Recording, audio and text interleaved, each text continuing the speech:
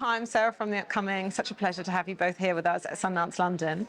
Maybe you could start with a brief introduction to Free Chol Soo Lee, right? If people haven't seen it before, what can they expect? Sure. So, Free Chol Soo Lee is a story of a Korean immigrant in 1970 San Francisco who went to prison for a murder he did not commit. And it's about the intrepid journalist who wrote a landmark story that launched a movement to free him. And they were able to free him after working together for 6 years in a historic, one of the first of its kind Asian American movement. But he also struggled once he got out. And so we explore all of these questions in our film. How did you first discover his story, and why did you decide that now is a great time to kind of go back and revisit it? Yeah, actually, the origin story dates back to 2014 when Chol Soo Lee, our main character, died.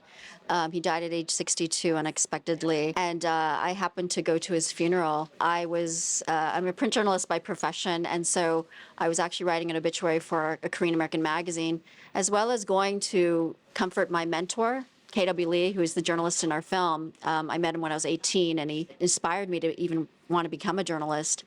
So I had attended the funeral, and I just noticed in the space there was this emotion that was beyond grief for someone that they had lost. And K.W. Lee was there, as well as several of the activists who had come to Chol Soo's aid 40 years earlier. It just felt like a heaviness. The remorse was so deep that they had worked, for 6 years to try to free this stranger from prison, and yet his freedom still evaded them in a way, freedom on a different level. And I think there was so much pain over the pain he suffered and endured all his life, even after his release. At one point, K.W. Lee, the journalist, he stood up and he was almost angry. And he said, why is this story about a landmark Asian American social justice movement to free this man from prison? Why is it unknown after all these years? Why has it been forgotten? Why does it remain underground? And I think that actually stayed with me for a very long time. And so 9 months later, Eugene and I, who had worked together as journalists before, and he's also had one foot in filmmaking, he wanted to make a film together. And I always say, it had been any other time I might have said, no, I don't know how to make a film. That's crazy.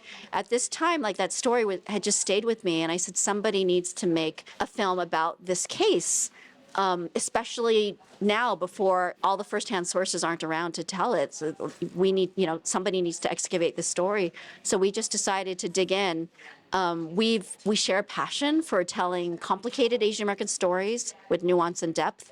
And so we just felt like this was almost our generational responsibility to pick up this story and to tell it anew. And obviously having a journalistic background must have really helped you in terms of all the research that would have been necessary to go into this. But I guess visual storytelling is like a whole other challenge. So how did you go about piecing together all the different interviews, archival footage, and building a narrative into a film? For starters, we really have to credit the people who were there, who were covering it at the time, the writers, the filmmakers, the journalists who were there at the time, because if it were not for them, we wouldn't have a film. And once K.W. Lee started introducing us to a lot of them, what we realized was that so many of them had really hung on to something. They all had a box in their attic that just contained footage or materials from the movement.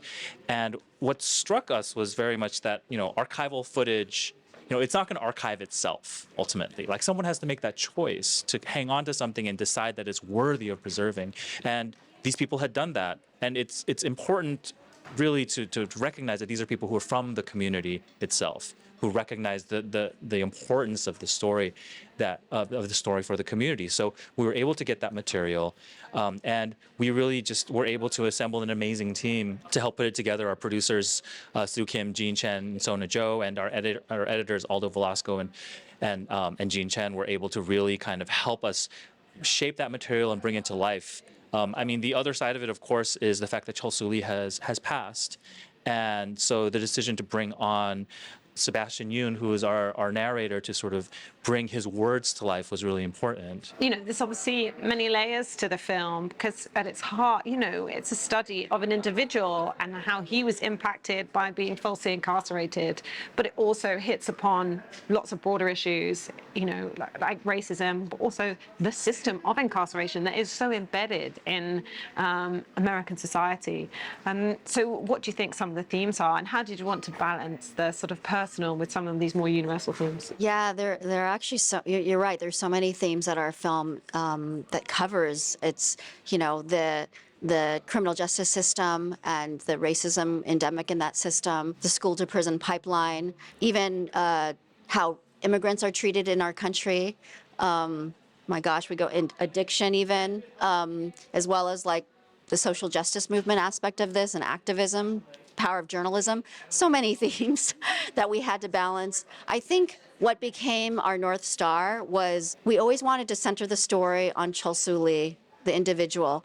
And he had become a symbol, but we wanted to finally give him a chance to have agency, to be able to tell his own story, to explain what his life was like. All he had to overcome, not even just from 10 years of wrongful incarceration, but also just scars from his childhood, the disconnection from his own, biological mother, and that tense relationship, and just like his treatment as an immigrant in this country and how inhospitable it was.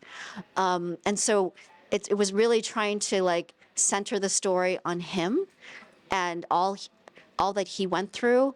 And in that way, I think that actually helped us with the focus of the story.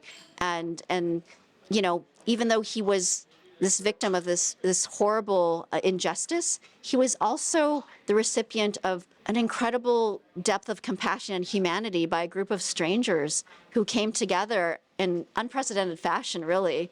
And it was like young and old people, people who are politically conservative and politically radical, who came together like this to free a stranger. And I think that kind of message is so powerful.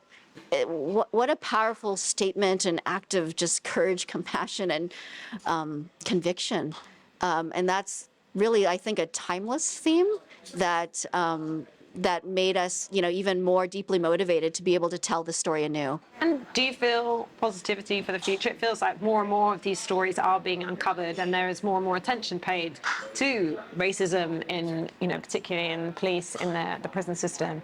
And what do you think the power of cinema, and particularly documentary film, can be to kind of add to that dialogue and conversation, and hopefully see progress in future? To see the footage that we have is really to sort of believe that something is possible that like you never could believe could exist. I mean, when I first saw the footage of sort of the grandmothers holding a sign in traditional Korean garb saying Chol Soo is innocent, or of the communities streaming into the courthouse, I mean, how can you not ask yourself, like, where have these images been all my life? I've been hungry for those sorts of images for so long, and there's just this connection that you end up feeling to those images because they're people that look like me, of course. But at the same time, I think in our film, there is this question of, well, as Julie was saying, these people lent a hand out to a stranger. And so who are the Chol Soo now? Who are the people who are unjustly incarcerated? Who are the people who are the children of war? Who are the people who are struggling with recidivism, addiction? All of the issues that we've been talking about, are they necessarily Asian American? Are they not? Does that matter? And how can we sort of find a way, a common thread to connect with people like that? Because these are issues that affect us all, and these are structures that affect us all.